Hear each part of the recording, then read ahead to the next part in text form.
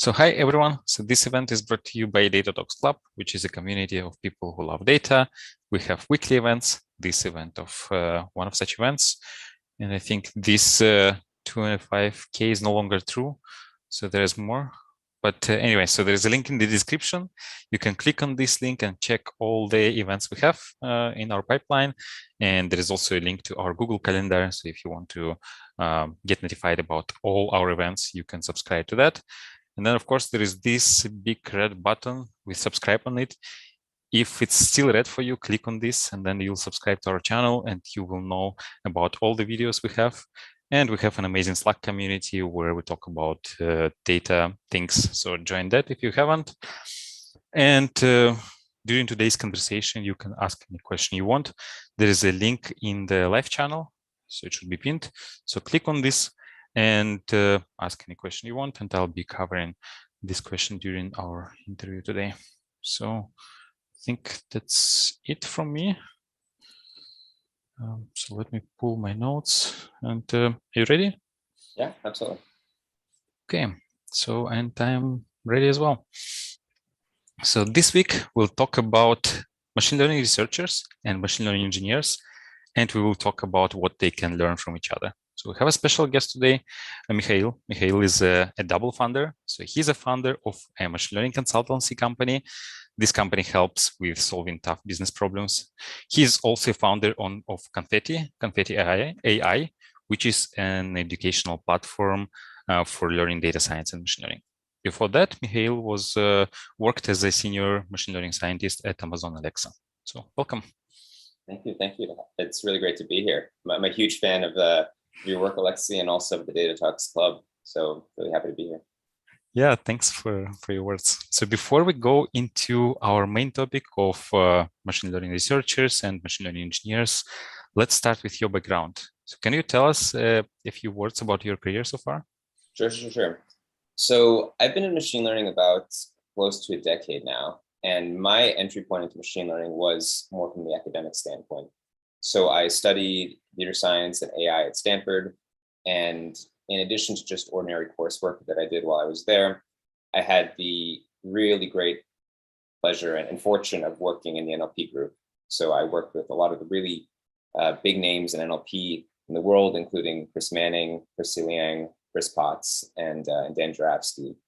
And one of the first real entry points to the machine learning research that I had was actually helping to lead a project in collaboration with Ford, which is the big car automaker, where we were investigating new methods and primarily neural network-based techniques to conversational systems. And so we were building a lot of new architectures and building out new data sets and resources to really tackle this problem of deep learning for conversational systems. After Stanford, I actually joined a self-driving car startup in San Francisco called RideOS, where I was there as one of the very early employees and got to get that first taste of what startup life is like. And the focus of the company was actually a lot more on building a real-time data platform for optimizing and coordinating the movements of fleets of vehicles on the road. And so it was really fundamentally a problem about engineering and really how can we do things very efficiently. And so I was there, for a while. And when I left, I went to actually help start a new team at Amazon Alexa, which I've often described as a bit of like a Google Brain-esque effort within Alexa. So it was similar in that way, in that the charter of the team was really kind of to sit at this intersection between research and engineering. And so we did a lot of thinking about what does research in conversational systems look like today and how can we contribute to the research. But we also were always constantly thinking about how can a lot of these advances make their way into the Alexa platform and how can we do that effectively so that we can deliver customer value. So really that was this nice hybrid of both the engineering and the research that came together in this nice way while I was there. And then along the way, as you described, I've always been interested in education. So building tools and platforms to help people learn things. Confetti being the most recent example of that. And then, nowadays I'm doing a lot of consulting, working with a lot of companies across different verticals to help them solve their toughest business problems using data-driven and machine learning techniques. Yeah, that's pretty cool. And so you worked at Stanford in the NLP group, and then you went to a self-driving company. So I'm wondering how did it happen? Yeah. Because what does NLP have in common with self-driving? So how did Yeah. you convince them to actually hire you?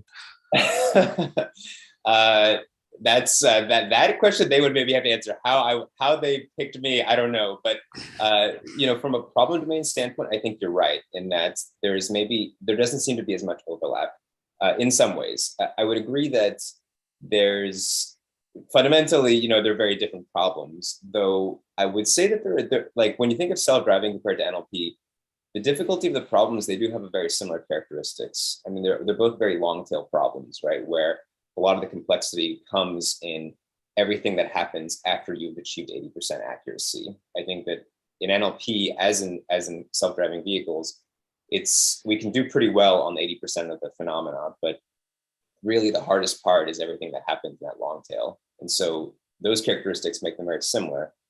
But I think that for me, a lot of what drew me to going into this particular company was that there was a really high, like the team was really just phenomenal. I mean, it was a very high performance engineering team of people that had built a lot of amazing systems at Uber and Tesla and different, and Apple, in fact.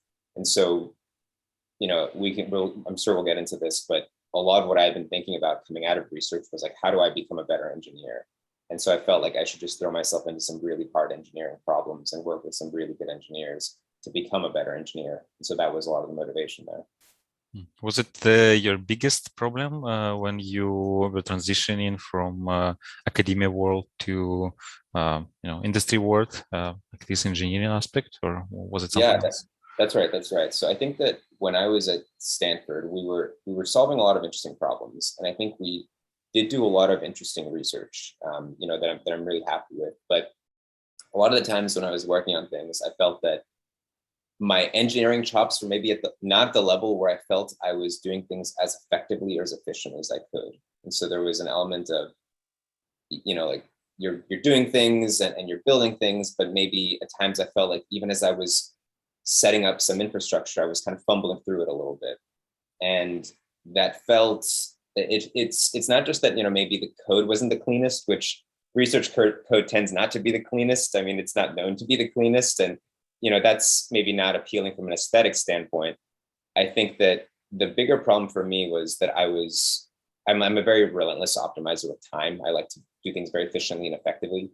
And when you see that like there's maybe deficiencies in how you're doing something, I thought, okay, I need to spend the time to really build out that foundation and get better in those engineering things and start to ask yourself these questions about, okay, how do I go from a proof of concept model or something to something that can interact with, tens of thousands, hundreds of thousands of people in a scalable way. And that's something that you don't really get to see in research too often, because that's not really the problems that researchers think about. And so I think, making that transition, going from a very research-minded way of thinking about things to now, hey, build something that works and is robust, was really one of the bigger challenges. Mm-hmm. And you mentioned you were setting some infra as a researcher. I think that's uh, quite uncommon for researcher to set up infra to begin with, right? So that's Yeah, already something. I think that's right. Yeah. I mean, when I say infra, it's probably not infra in the most robust sense. I meant even just like standing up web services. And, Mm-hmm. if you're setting up an annotation task and you have to interface with Amazon Mechanical Turk, or you have to, do any of these things, we were collecting audio data. And so being able to stream audio data over the web was difficult at times. And so eventually got done and it worked, but it was not the cleanest and prettiest when it did work. And so I thought there's got to be a better way than this. Mm. Yeah, so basically you worked first as a researcher, then you Right. worked more as an engineer in the self-driving startup, and That's then right. you joined Amazon to work in a hybrid mode, right? So your official position was ML researcher, right? Yeah, it was a But scientist by title, but scientist, it yeah. was but scientist at Amazon can mean a lot of things. I mean, there's scientists that really focus primarily on engineering, and there's scientists that are literally just researchers. And the way my role was set up is there was a lot of flexibility in the stuff that I was working on, especially because it was a new team. I mean, it was literally just my manager and I when we started. So I got to almost actually by necessity, I had to do a lot more engineering because when we started, there was just 2 of us. By the time I left, there was maybe 20 or so people in the team. So a lot of the engineering and setting up of infrastructure and setting up the code bases and all these things kind of fell on me by default. I mean, which I liked. I did actually like doing those things. I mean, because of my prior experience in engineering, I thought, well, this is super fun anyway. I mean, research is fun, but this is also fun. And so fundamentally, I ended up doing a lot of both. I wrote a lot of papers, but I also built systems that ended up found their way into the Alexa platform. Yeah, that's pretty cool. So you managed to look at both, to be in the both worlds. So you saw how things are done from the researcher's point of view and how things are done from engineering point of view. And then at Amazon, you were doing both, right? That's right. That's right. Yeah. And maybe you can tell us what actually machine learning researchers do. So what kind of problems do they solve, and what do they use for solving these problems? Absolutely. Yes, so machine learning researchers tend to focus a lot more on open-ended problems, and these are open-ended problems from the scientific standpoint. So there's a way of thinking about things where you don't really know if something is going to work, right? Researchers tend to be very hypothesis-driven. They will look at something and say, all right, how can I improve this through some modeling advancement or some architectural change or something? How can I do that? And a lot of it does tend to be driven by hypothesis. So you don't know if it's going to work up front, but you run experiments, and you run experiments deliberately and sort of methodically to try and validate those hypotheses. And so there's a lot of reading of papers, seeing what other people are doing, and then writing of papers when you maybe discover something interesting. And then I think as far as tooling is concerned, there's a lot of the tools that researchers in machine learning primarily use are ones that enable really fast prototyping and really fast validating or invalidating of hypotheses. So a lot of the usual suspects come up, things like Jupyter Hub notebooks, they come up a lot. And then tools and platforms like weights and biases, things that allow you to keep a very detailed experimental log that allows you to invalidate or confirm your hypotheses. Can you think of an example of such a hypothesis? Like what could it be, an open-ended and scientific? Yeah, absolutely. So a lot of the nature of machine learning research today is it's a lot about benchmarks, right? There's the benchmark data sets and something where there's leaderboards in some cases, but so those are like formal leaderboards that come up, but really there's some community agreed upon data set that people are trying to improve. Like ImageNet, right? Yeah, like ImageNet is a good one for computer vision, but you can think of like Squad in the case of question answering for NLP. And there's like so many. I mean, but that's really how machine learning research has evolved, is centering around these different benchmarks, because it's a way of standardizing and making sure that everyone's talking the same language in some sense.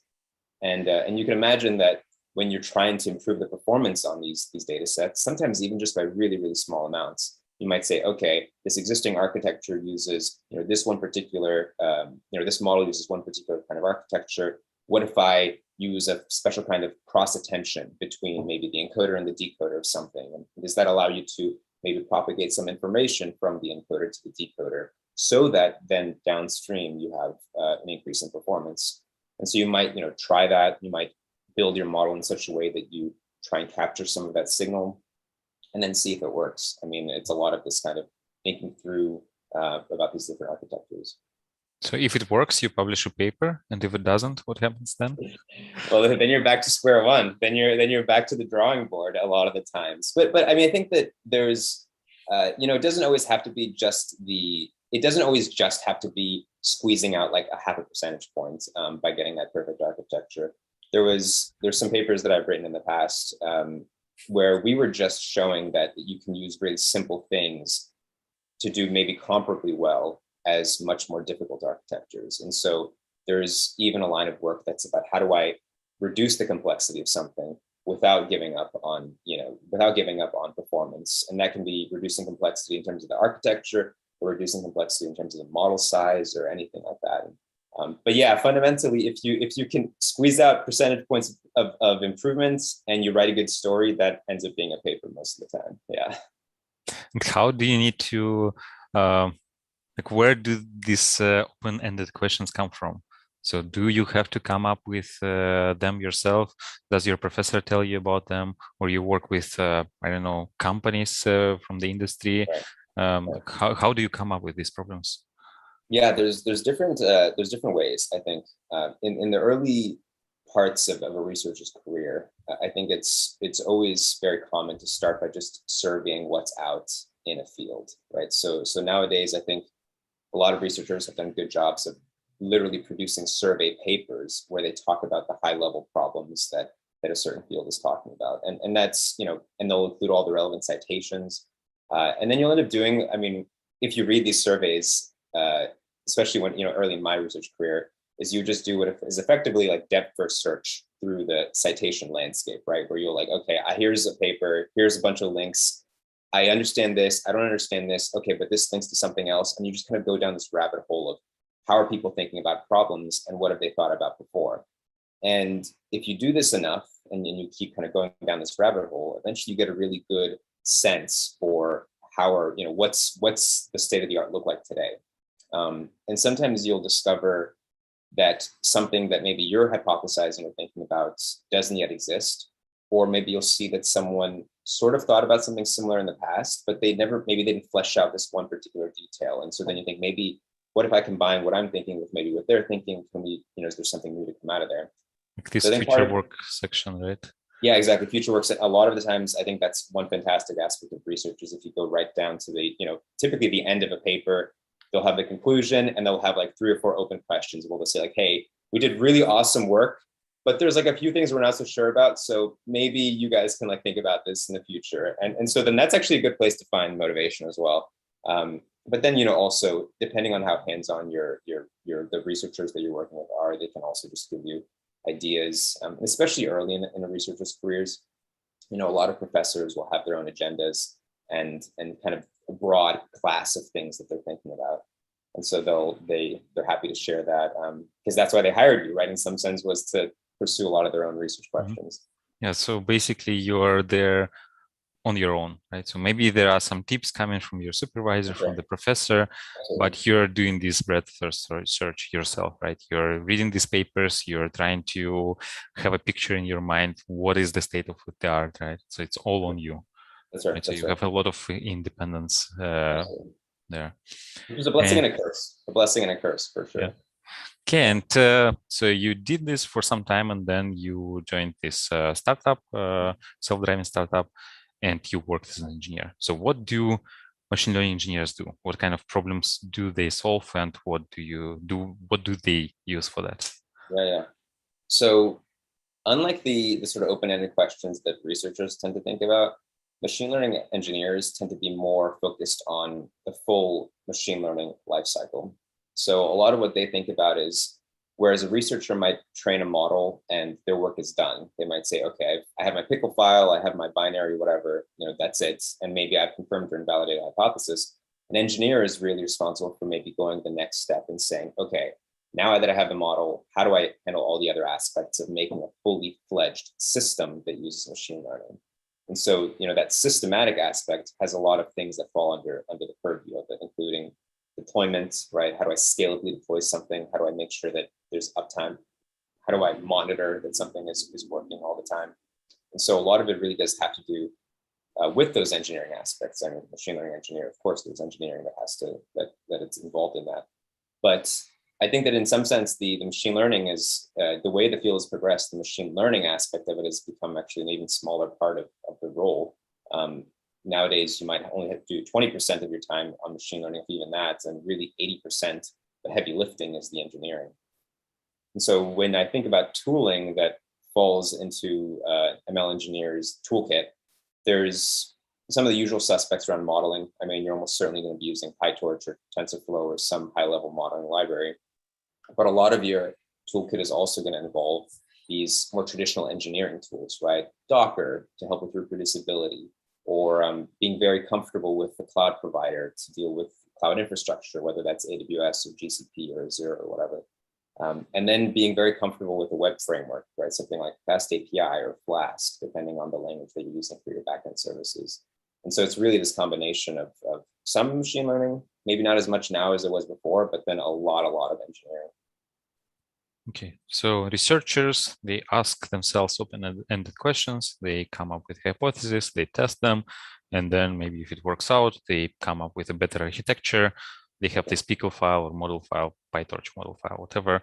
And then, yeah, if it happens in a company, I don't know about university, but in a company, they can go to their fellow machine learning engineers, their colleagues, and say, okay, we have this file. Let's now figure out how to actually deploy this, right? Yeah, that's right. And what about data science? What is it? Is it more engineering or is it more research? Yeah, it's a really good question. I think it's one that data science has changed a lot. I think in the last kind of 8 to 10 years, maybe 5 to 10 years. I think that at a high level, data science has really gone through different phases. When data science really began as a field, I think it was this like huge umbrella term. I mean, it still is an umbrella term, but especially then, what I think of as like data science 1.0, which is when all of a sudden companies and different groups realized that there was a lot of data that was coming in that had to be processed in some way. That was being combined with the fact that there were new modeling advancements where now people were trying to see how can, maybe I extract some insight from those new data sources that we have. But what ended up happening, I think, is that people just, went on hiring splurges and they just hired a bunch of data scientists to do data, whatever that meant. And there wasn't really like a clear strategy about what does it mean to extract insight from data, and how do you do that in a way that actually helps a company, as an example. And so that was really data science 1.0. I think that now we're really living through what I consider data science 2.0, which is where we are starting to realize and develop systems for going from, extracting of data insights to then something that's commercially viable and that can deliver value to people. And kind of building out that pipeline and building out that system is something that we're really refining nowadays, so that it is really a lot of the times more engineering than it is science. But that's not to say that science isn't there. There absolutely is science there, but it's something where the tools have become so good on the scientific standpoint that now there's really just a lot more of an emphasis on improving the tooling on the engineering standpoint to make that transition from science to engineering more seamless, and really just setting yourself up for success to do that. I also think in data science, often you also, like in research, you often don't know if your idea is going to work, right? Like in research. So you still have this experimentation aspect. You still have, you need to come up with a hypothesis, then you need to prove yourself, to prove that this hypothesis work. Maybe come up with a POC and then deploy it, right? So then also have the engineering part there to show that, okay, these hypotheses work. Now let's roll it out to all the users, right? So it's kind of a combination of both worlds. Yeah, I think that I don't think there's a single data science or machine learning team out there, even if they're doing something that doesn't seem like it's very novel from a research standpoint, that doesn't have some experimentation. Like just the nature of doing data-driven and machine learning work is such that even if you're just reproducing a paper, you have to run experiments. You're going to have to, deal with issues of reproducibility, building proof of concepts. They say one thing on the paper, maybe I'm not seeing the same results here. I mean, there's always this disconnect that happens there. And so you're absolutely right. I think that data science just anywhere, regardless of the level of sophistication in an organization, will involve some level of science. Mm-hmm. So what do you think machine learning engineers and researchers can learn from each other? It's the core. That's the core of the talk. Yes. Yeah, I think it's a very interesting question, honestly, because I've worn a lot of different hats in my career, and depending on the room that I'm in and that I've been in, you deal with like people that think very, very differently. There is actually this pretty big disconnect between how scientists and researchers think about things and how engineers tend to think about things. And I think some of the problem, these are actually problems that I've seen is sometimes these two roles don't really appreciate each other or what the other contribute to one another. But I really do believe that in the best of all possible worlds and the best of all possible organizations are ones where they see that really the best things happen when they work together very closely and they collaborate very closely. That's where I've seen the best work, the fastest work being done. And so concretely speaking, I think that when I look at like a researcher, what does a researcher have to learn from an engineer? I think that engineers tend to think about things in terms of very deterministic systems, right? They build systems that are very robust and they have this very kind of like expected, predictable sort of path through. there's a lot of rigor in how engineers build systems. And that's not something that we typically think of when we think of researchers. I mean, researchers are sort of like more like exploratory. They think about these ad hoc problems. They think about, hey, what happens if I do this? And it maybe doesn't have the same level of structure that an engineer will have. But I think that if you adopt some of the practices around engineering, even at just like a low level around programmatic aspects, about how you code something, if that's testing more thoroughly, if that's using things like static typing, I think that'll make you much more effective. But then I think that engineers are also really good at, they have a very scrappy way of doing things, right? When an engineer faces a problem, they are very good about just sort of saying like, all right, roll up your sleeves, like let's dive into any part of the stack we need to solve the problem. And so they really are comfortable going across the full stack. Whereas researchers, a lot of researchers that I've worked with in the past, they sometimes have this mentality of, well, certain problems are beneath me. And then maybe like, I really just think about science. I really just think about research. I don't really think about, how I don't want to think about how to spin up an EC2 instance or something like that. That's just not something they concern themselves with or want to concern themselves with. But I think it's a pretty destructive mindset, honestly, because if you don't think about things and you aren't comfortable with some of these engineering aspects, then you're going to introduce dependencies on your own work, right? Like if you want to do something, I mean, even if you're a researcher, if you want to do something, you're going to have to use a cloud provider. And so if you don't know how to use that, then you're going to have to depend on someone else just to even do the most basic things. And that's just something, that'll slow you down. I don't think it's the best way to do things. And so I think adopting some of that scrappiness is really useful for researchers. And then I think on the other, like the counter side, I think that researchers have a lot of things they can offer to engineers as well. I think that researchers are really good at handling uncertainty and really dealing with situations of uncertainty. This is something that happens in machine learning all the time, right? I mean, we talk about uncertainty in hypothesis-driven research, but even for any company that's doing any machine learning, there's a whole lot of uncertainty that building machine learning model introduces. Like, will it work? Will it work as good as I think it will? I don't know. It's hard to say. But researchers are incredibly comfortable with that way of thinking about things, because that's all they do is they think about things in kind of probabilities, right? Like there's some chance this works and some chance that doesn't work. But engineers, especially ones that are classically trained, are maybe not super comfortable with that, that level of uncertainty in their work. They really want if then, like that kind of strict, if then sort of relationship, because it makes sense, right? I mean, if you deal with engineered systems, you've never asked yourself, will I be able to query my database, or will I be able to write to my database? I mean, you just expect these things will happen. So I think researchers can certainly, engineers can adopt some of that uncertainty-driven way of thinking. And then I do also think there's researchers tend to be better at running experiments than engineers do. I've definitely worked with engineers in the past where, they'll build something and they'll sort of run some experiments, or maybe they'll conclude that maybe a model isn't as good as they think it is.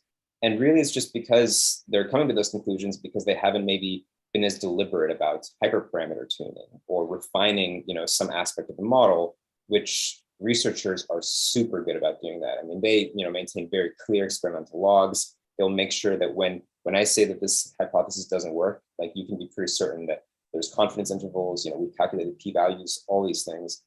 So researchers are just really good about being rigorous in those aspects of machine learning work.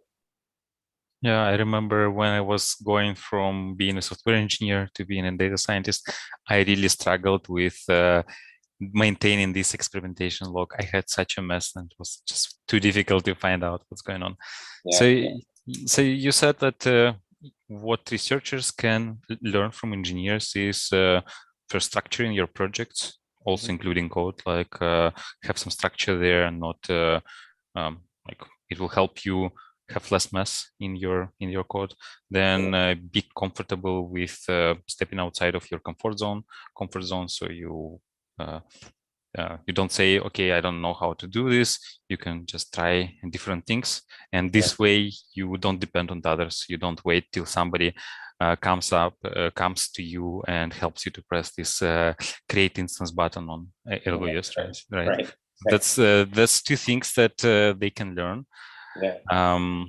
And then what engineers can learn from researchers is how to handle uncertainty, how to be comfortable with uncertainty.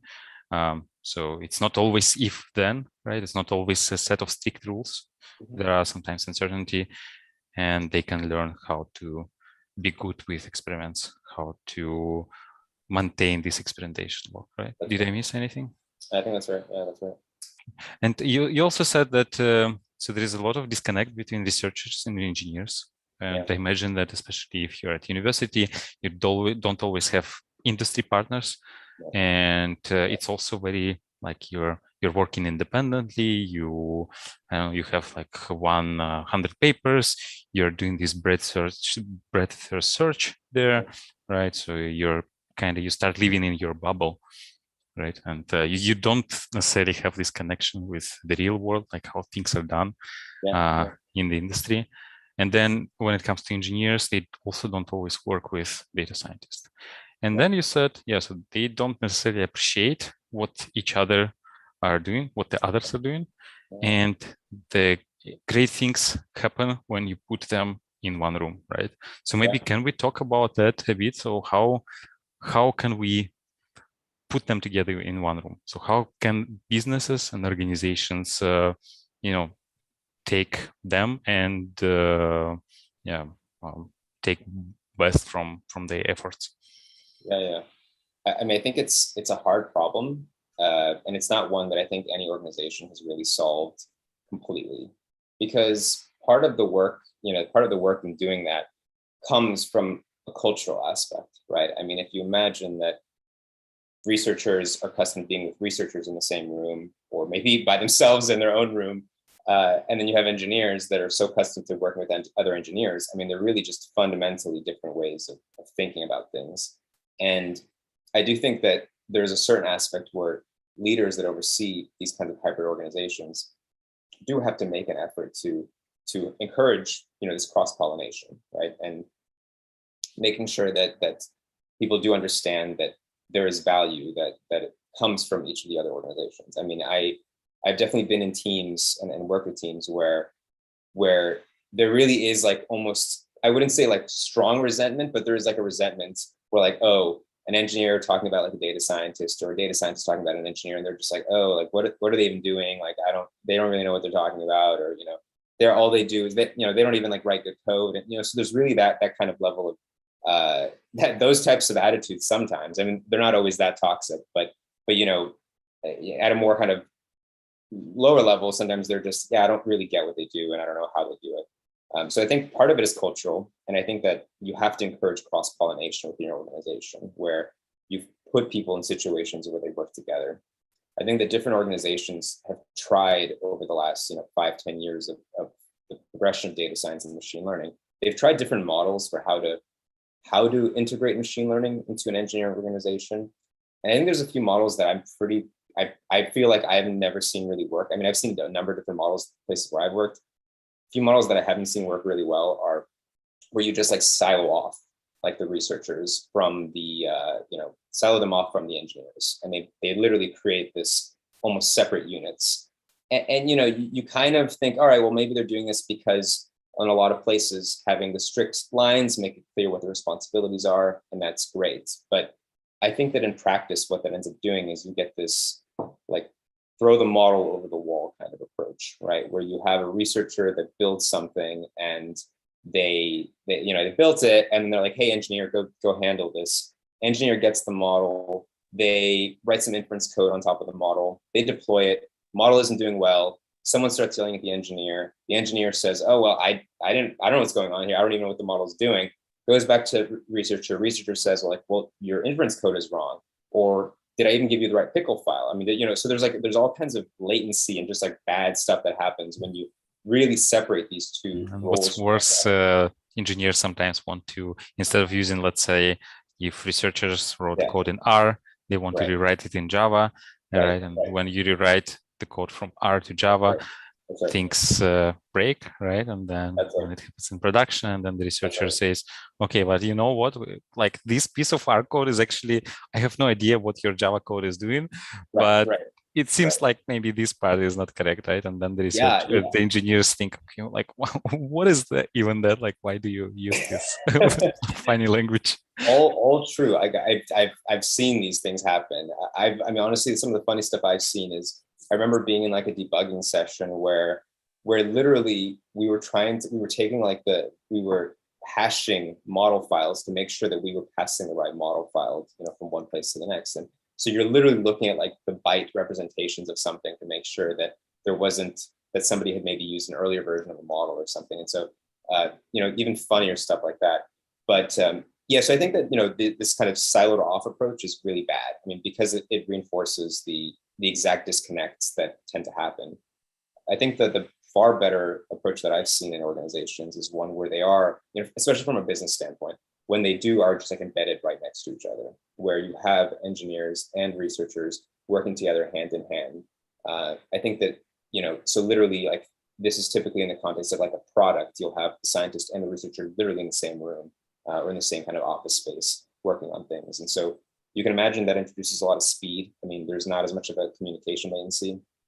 There's also a lot more of there's diffusion of knowledge where all of a sudden researchers are seeing what does it mean to actually put something into production? What are the things that engineers are doing? And vice versa. The engineers are saying, oh, they're getting more insight into what the model is doing. And so you really, this like hand in hand kind of collaboration is great. I've honestly seen, in the extreme case, I've even seen organizations where even the researchers have on-call rotations. So on-call being something that engineers hate. I mean, like no one really likes it in some sense, but you can imagine a researcher who's like so accustomed to working on papers getting a call at 3 a.m. in the morning because the service is down. They probably are developing a good appreciation for like what engineers have to go through if they're sleepy eyed trying to debug a model that is now down and someone's complaining in blah blah part of the world. That's a little extreme, but I've seen it happen, and it's maybe not the craziest thing in the world. Yeah, I do agree that the approach with different teams works a lot worse than embedded approach when it's one team. Sure. What I also saw is if you have an embedded team, you still have tasks that are done by the researcher, tasks that are done by the engineers, and they kind of still form these, little silos in the team. Does that happen usually, and how to actually make them work together? Yeah. I mean, I think it can happen, and I think it really is a function of sometimes it's a function of like the leadership as well. There, right? I mean, how much are the people that are either the product managers or the technical managers that are making sure that there is active collaboration going on? I think that yeah, I mean, people will always default to the thing they're comfortable with. I think that's just a human characteristic. I mean, people like to do things they're comfortable with, but I think that that's where a lot of the times, if you have like good leaders that can like step in and say, all right, if something is getting too siloed off, making sure that there is very active flow of communication all the time, and that there's updates happening, and you're kind of fostering that collaboration as much as you can. Then that's I think where things are most productive, honestly. And I think it can be done well. I really have seen it work. I've seen the embedded model work incredibly well, and incredibly high performance teams that have come out of the embedded model that I've been involved with. And it does require deliberate effort on the part of whoever oversees the team. Yeah, I imagine that if a team is working in sprints, so let's say a sprint is 2 weeks, and they say, okay, for the next 2 weeks, the entire team is working on checking a hypothesis, right? And then the engineers, okay, now I have to, open this Jupyter that I don't like and experiment with others, right? And then the week after, okay, now that we have this pickle file, let's everyone together deploy it, right? And then data scientists, oops, like what is this Terraform thing, right?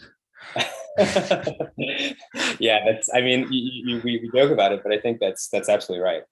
It's funny because there's organizations that they don't even really specify the roles that, like DoorDash apparently doesn't specify the exact roles that each of their sign. They don't like specifically pigeonhole people into roles. They really just encourage fluidity in the kind of responsibilities that people have. And so, you can imagine in that situation, people end up working on things they like to work on, but they also are forced to learn a lot of new things, like the data scientist who has to learn Terraform, or the researcher that has to open up a Jupyter Hub notebook. Yeah, interesting. How, in case of DoorDash, how do they call? Do they just call everyone engineers, or do they call That's a good like question. staff? Yeah, Or that I don't know. I actually don't know what the title is, but I know that they're very flexible about, for example, what a data scientist works on, Mhm. and also what an engineer works on. They're very, there's a lot of fluidity in how they actually you know, like I said, they don't pigeonhole people into their responsibilities. They literally just say, yeah, if you're the data scientist and you want to be touching on some production code, go ahead. You're going to feel, I mean, you're going to feel more motivated doing it. And you probably should even take a look at it because it'll help you. I think that, when you do that, you get much more diverse and well-balanced ML practitioners. Hmm. And we already have a question from Ro Uh-huh. about full stack data scientists. Sure. And I think this is something we actually also wanted to cover. So maybe we can talk a bit about that. So what are your thoughts about this full stack data scientists? Like, who are they? What do they do? Yeah. And it's an interesting term because I subscribe to it a lot, but I think that in some ways a full stack data scientist is similar to an ML engineer. In some ways, I think the responsibilities can be very similar. Uh, I think that for a lot of, especially for young machine learning organizations, or ones that are really just getting their machine learning efforts started, I think it's important to have someone who can really span the full stack of responsibilities. So sometimes teams that I've worked with and collaborated with is they'll say, hey, we're looking to get into data science, and so we should just hire data scientists. And I always am like saying, well, yes, you should have a data scientist, but be careful of the kind of person that you're picking, because you don't want someone who you're just going to say, hey, here's some data, go deal with some data, right? In that data science 1.0 way of thinking about things. We really do want someone who feels comfortable going from, the data science work, the actual analyzing and building of models, to then also ultimately either doing the deployment and the engineering themselves, or is very comfortable interfacing with engineers. And so I think that, my friend, and I think he's been on the podcast as well, Eugene, wrote about the full stack data scientist. I think I very much subscribe to that way of thinking about things. I think that a lot of the best people I've known are ones that are kind of a jack of all trades in some sense. That obviously has pros and cons, but being able to make that full transition from one to the other, I think makes you way better versed in all the problems that come up in deploying a fully fledged data product. And so I think the full stack data scientist, this new role, I mean, it's like relatively, it's been a few years now, but somebody who can just like handle all those tasks from the deployment as well as the sort of machine learning, the pure machine learning aspects.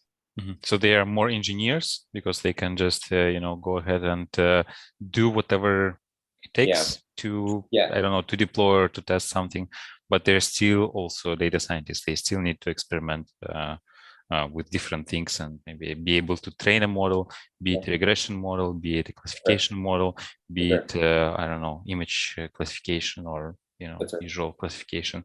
So they can do that. Maybe they will not train an NLP model as good as NLP researcher would do this, but maybe they will have a model that is 80% accurate, right? That and then spend the time deploying it. Yeah, you mentioned this NLP is a long tail kind of problem. So you don't spend a lot of time to get it to 80% of accuracy, and then you spend immense amount of time to to cover the remaining 20. So for the first 20, for the first 80%, you need a full stack data scientist, right? And then for the rest, I think that's a good way. And honestly, I think there's a lot of business problems where you maybe don't even need the full 100%. A lot of products that I've seen people work on is ones where they build assistive AI technology, right? They build assistive data science technology, ones where they anticipate that we're never going to get 100%. So if we can at least handle 90% really well, then we can always find some smart way of doing a human in the loop type of thing, where we can defer the stuff that we're not as confident about in a good way. And so you're absolutely right. I think that for actually, I would go this as far as to say that for a lot of business use cases, you don't even need 99.9, exact state of the art. You need maybe 90%, but then something robust around it to make it better. And that really does take you most of the way there. Yeah, right. So if a machine learning researchers is listening to this conversation, would you give them any advice to improve their engineering skills? Yeah. I think that absolutely. And I think that I would always encourage diffusion. I mean, I've gone from one to the other and back in some sense. Like I've gone both directions, and I've always felt that when I came back, I just was so much more competent at a lot of things. Even like I said, when I came back to Amazon and was more of this machine learning engineer role, I just felt so much more productive at what I was doing, so much faster about iterating on ideas, even from a research standpoint. So I do think that researchers should be deliberate about learning to engineer systems well. I think they should take the time to build out those engineering fundamentals. And so, that means from an exercise standpoint, I think that even if you just do it for yourself, it doesn't even have to be in the business context. I mean, it's great it's in the business context, but even if you're just trying to learn on your own, going through that full pipeline yourself will be very informative, right? So don't just train the model in Jupyter Hub. Go the next step, right? Actually, like do try and deploy it. Do try and put it onto AWS or whatever cloud provider you're using. Really go through those steps. So I think that's one thing you can do is just force yourself to come to appreciate a lot of those aspects. And then I think the other thing is that I found incredibly useful in my time in different contexts. If you're a researcher who can get an engineer or someone else to do kind of code reviews on your code, I think that's one of the fastest ways to learn a lot about how to engineer systems. When you have someone, especially that's more experienced than you, looking at the stuff that you're writing and telling you, hey, this is not great, or maybe you can do this a little bit better, or something like that. It's the time, the time to how much you learn is immense. I mean, it's really immense. I remember, I've gone through so many poor code reviews in my time, and each time I just felt like I was getting so much better. Like, oh wow, I didn't even think about how to do that. And a lot of engineering lessons were learned that way.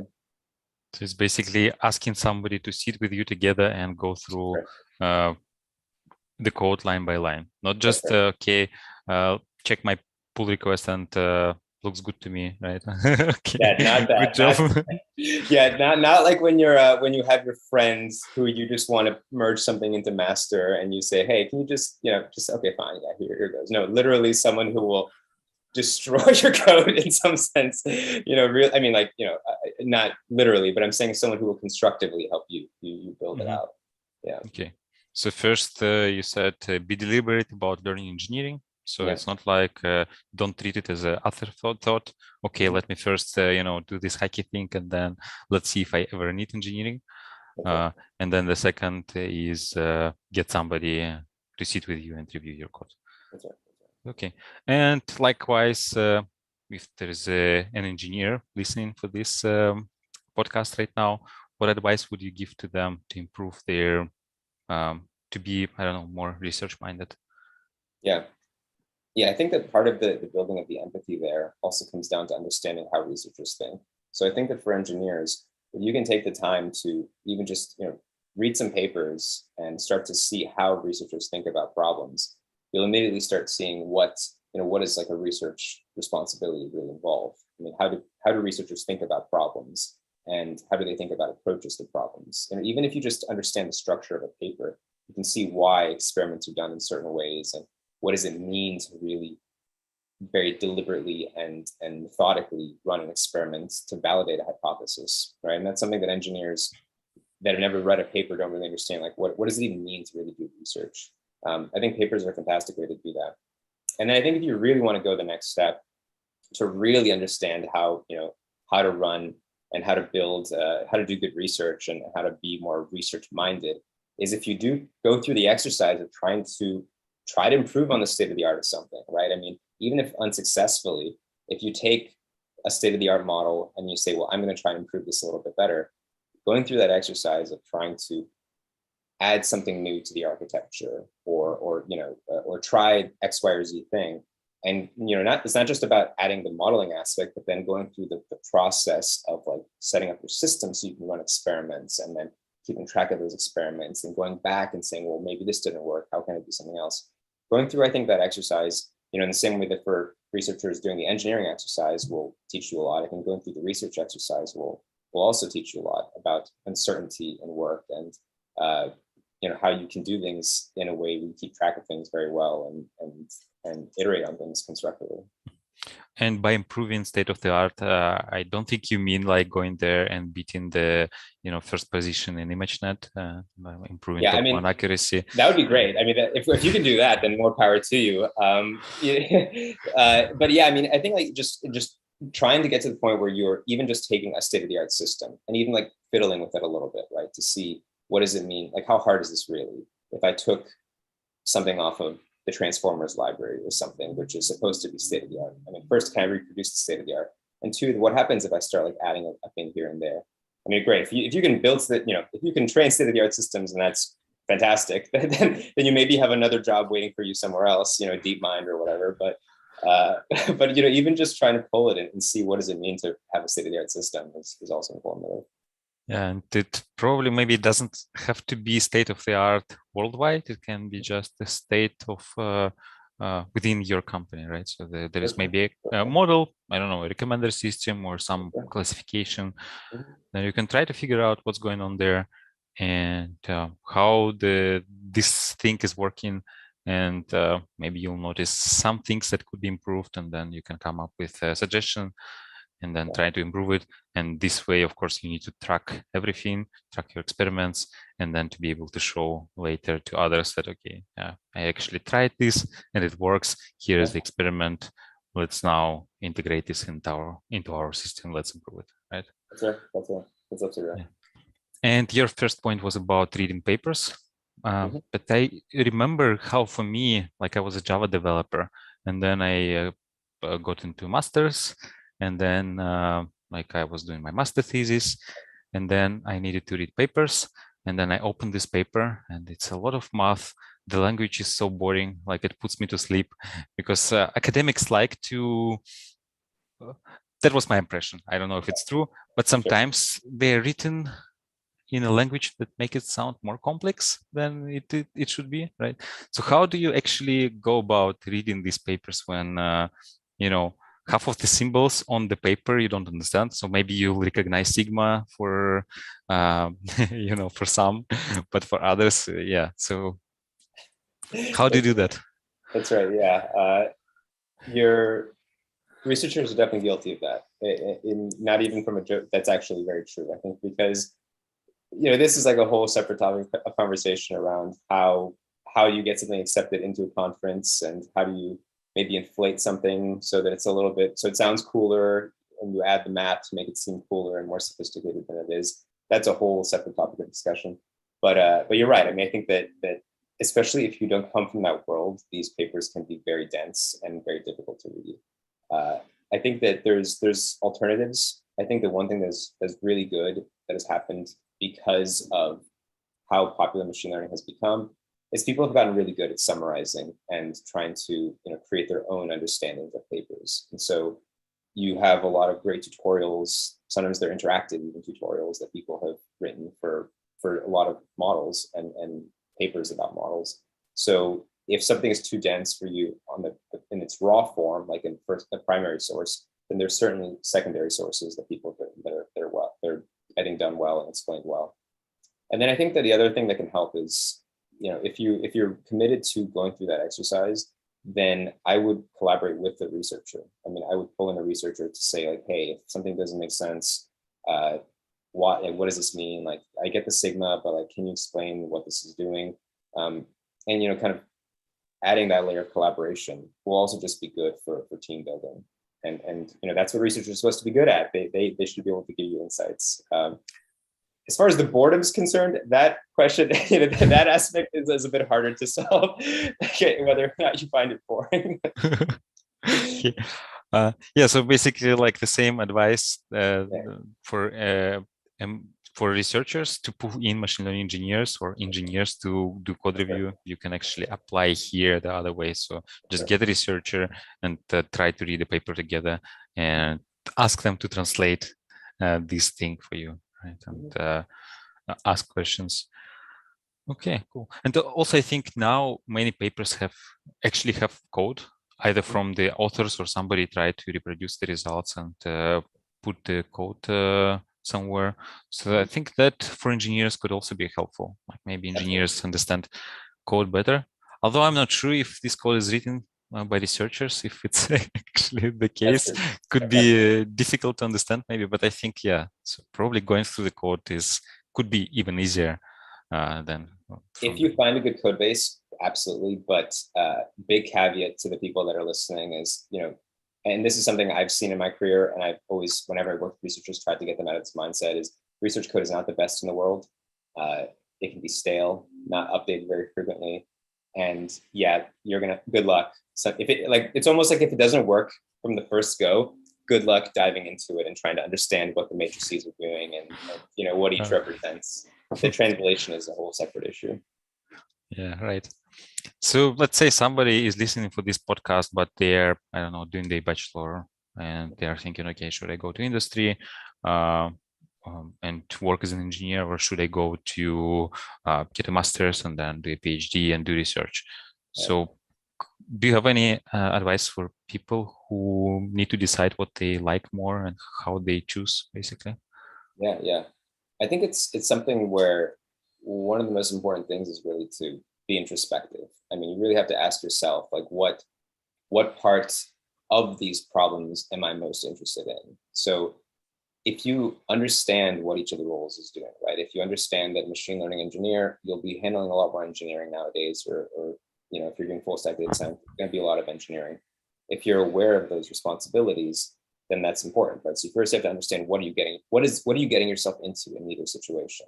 One is you're going to be doing a lot of deployments, monitoring, handling all these engineering aspects, maybe a little bit of modeling, but not really as much nowadays.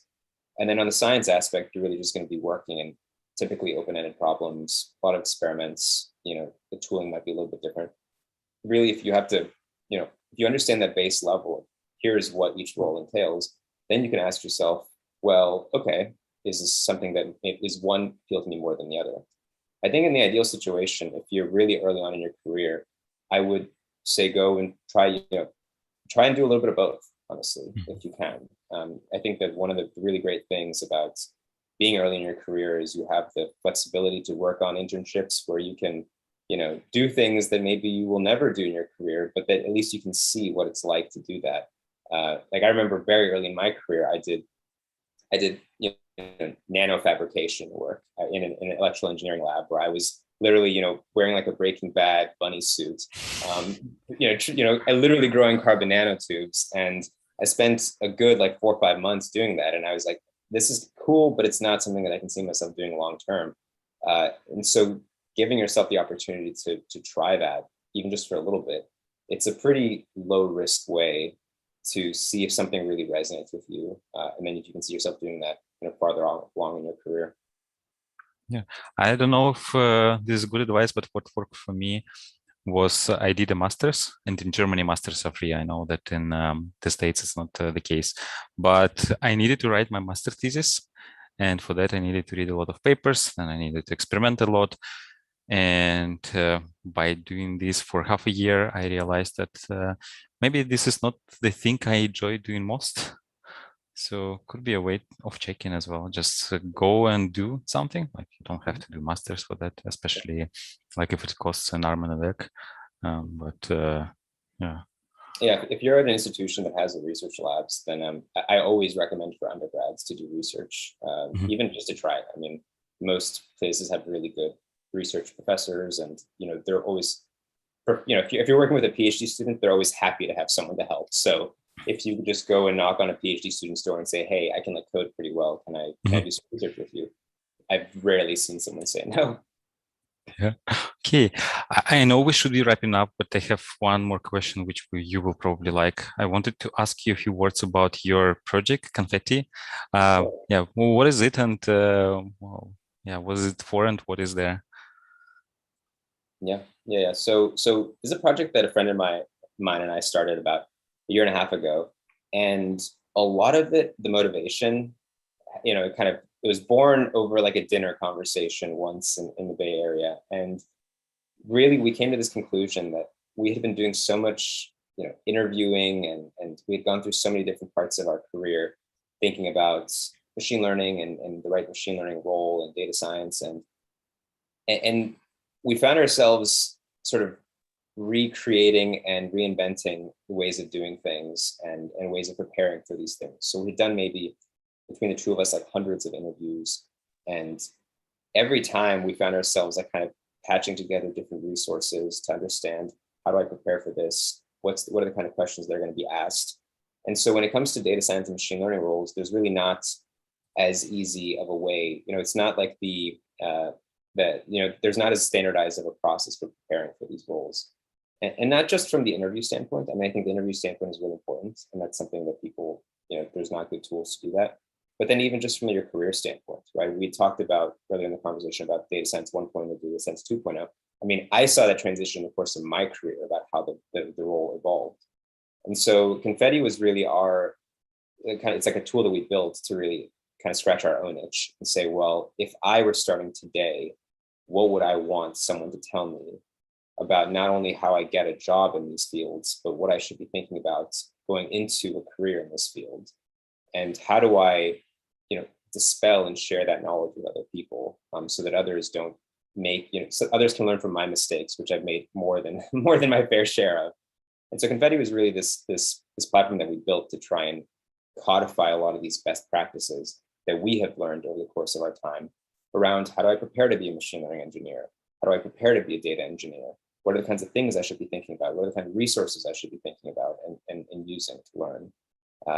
And so far, like, the reception has been very warm. People have found it very useful, and people have gotten jobs using this platform, which we're really happy to see. But a lot of it is really just about getting people to learn from some of the stuff that we learned, and then just start ahead of us in some sense than when we were just bumbling through it in the early days. That's very nice of you to put this together and make it available for others. Yeah, thanks. So how can people find you? Me personally? Yeah, if they want to ask a question, like follow-up question. Yeah. I'm pretty active on Twitter, so by all means, direct message me on Twitter. Relatively active on LinkedIn, but yeah, I mean, so those are two big platforms come to mind. I have a personal site where I think it's relatively easy to get in touch with me. So I'm always happy to help people. I really am very deliberate about when I get emails or messages. I really try to answer all of them because I do believe in paying things forward. I mean, so much of where I've come in my career is just because of the generosity of people's time and the things that people have taught me. So I'm always happy to talk to people that are just getting started, that want to bounce ideas off of or have questions about how to do something. Always happy to talk. Yeah, thanks a lot. Thanks for coming today. Thanks for sharing your experience. That was really great. And thanks everyone for joining us today, for watching, for asking questions. And yeah, I think that's all for today. Thank you, Alex. I really appreciate being here. It was a great conversation. Yeah, so I guess that's it then. So goodbye. Have a great rest of the day and have a great weekend.